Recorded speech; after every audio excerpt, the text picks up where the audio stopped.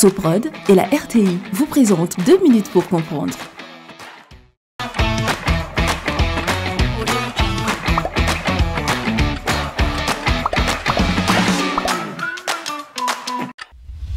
Bonjour, bienvenue dans 2 minutes pour comprendre, votre capsule quotidienne qui vous aide à comprendre comment fonctionne le monde qui nous entoure.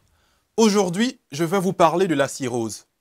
La cirrhose est une maladie caractérisée par un remplacement progressif des tissus sains du foie par des nodules et du tissu fibreux qui altèrent peu à peu la fonction hépatique.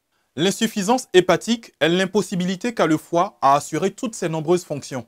Ces 3 fonctions vitales sont l'élimination de nombreuses toxines, notamment celles présentes dans l'alcool, assurer certains métabolismes, à savoir les glucides, les lipides et les protéines, et le stockage d'énergie sous forme de glycogène. Une cirrhose résulte le plus souvent d'une atteinte chronique du foie, due par exemple à une consommation excessive d'alcool ou à une infection par un virus, l'hépatite B ou C par exemple.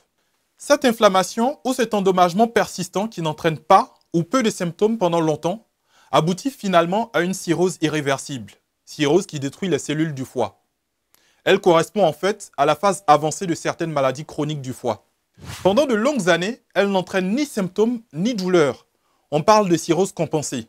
Lorsqu'elle commence à atteindre un stade particulièrement avancé, elle se traduit par des symptômes généraux.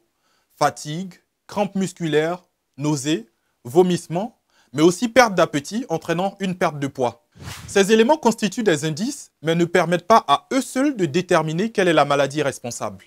À terme, en cas de décompensation, la cirrhose du foie va se traduire par une ascite, c'est-à-dire une accumulation de liquide dans l'abdomen avec des risques infectieux augmentés, des œdèmes des membres inférieurs, un ictère, autrement dit une jaunisse, et des démangeaisons. L'apparition de varices œsophagiennes va entraîner des hémorragies digestives avec une anémie et la présence de sang dans les selles, voire des vomissements sanglants. En cas de cirrhose de plus de 15 ans, un cancer du foie peut survenir. La cirrhose est une pathologie qui touche essentiellement les hommes âgés de plus de 50 ans, plus concernés par l'hépatite C et la cirrhose alcoolique. Lorsqu'une cirrhose est diagnostiquée, la première chose à faire est de mettre en place le plus rapidement possible un changement dans ses habitudes de vie. Il s'agit de combiner la prise en charge avec l'arrêt de la consommation d'alcool afin de retarder le plus possible l'évolution de la cirrhose. Pour prévenir les surinfections, il est primordial d'adopter une bonne hygiène bucco-dentaire, donc de la bouche et des dents. Le traitement consiste ensuite à traiter la cause de la maladie, des antiviraux en cas d'hépatite ou un traitement spécifique en fonction de la maladie responsable. Je vous donne rendez-vous demain à la même heure pour un nouveau numéro de 2 minutes pour comprendre. Soprod et la RTI vous ont présenté 2 minutes pour comprendre.